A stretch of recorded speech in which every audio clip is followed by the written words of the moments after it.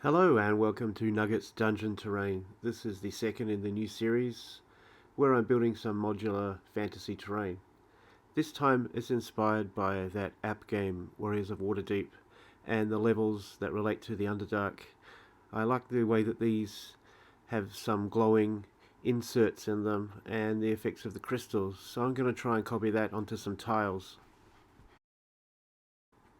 Once again, the tiles are 4 inches by 4 inches. There's not going to be any walls, and the tiles have been cut straight down through the middle, so you're looking at a 1/2 inch base with a 1/2 inch top. If you're not sure what I'm talking about, check out the first in this series, episode 190, where I built cave terrain.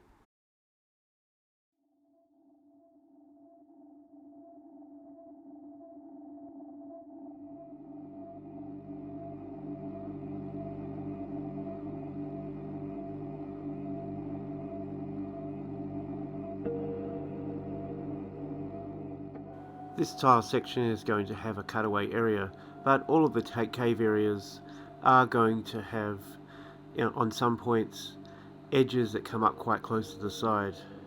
Regular viewer Earl queried this in the last video and asked, when these join together, does it make the edges a little uncertain, and players ask if they can cross over. I feel that when you're looking at it just from a normal angle and not with the camera, the answer to that is no.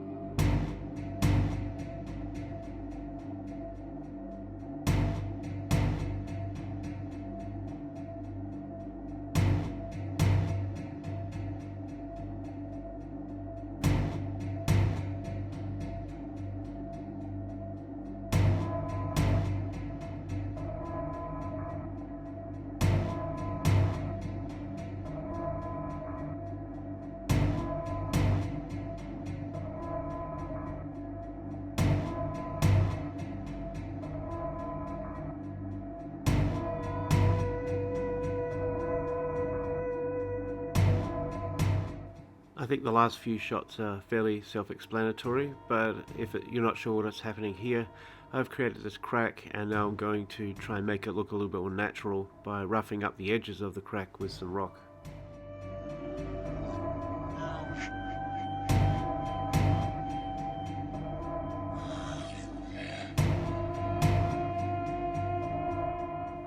I've used this glitter sand before, it was the gold version, but now I'm going to use one of these different shades.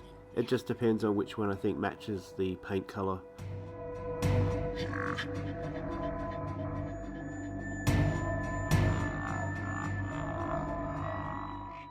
Here's a watered down blue wash that's going into mostly the cracks to darken up those areas. You'll also notice that the blue pen that I drew in the initial stages is showing through the paint because the paint's a much lighter shade.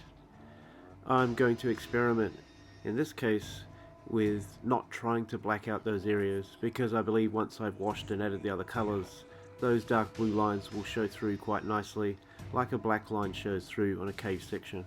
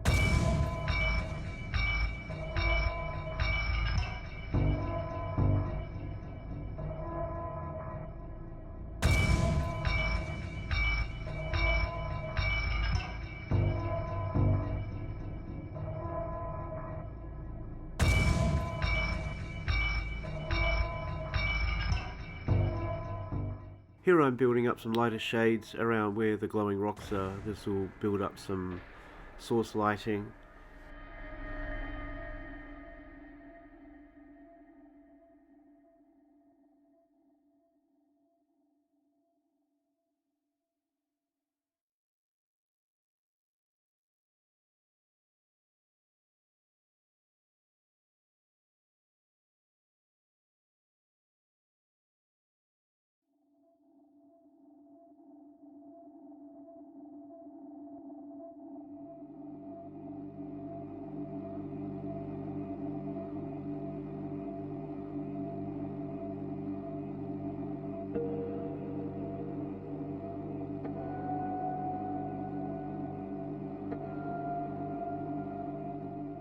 Because this paint is so cheap and thin, I've added some primer to it so that it will stick a little bit more, and these highlighted areas will apply a little bit easier and thicker.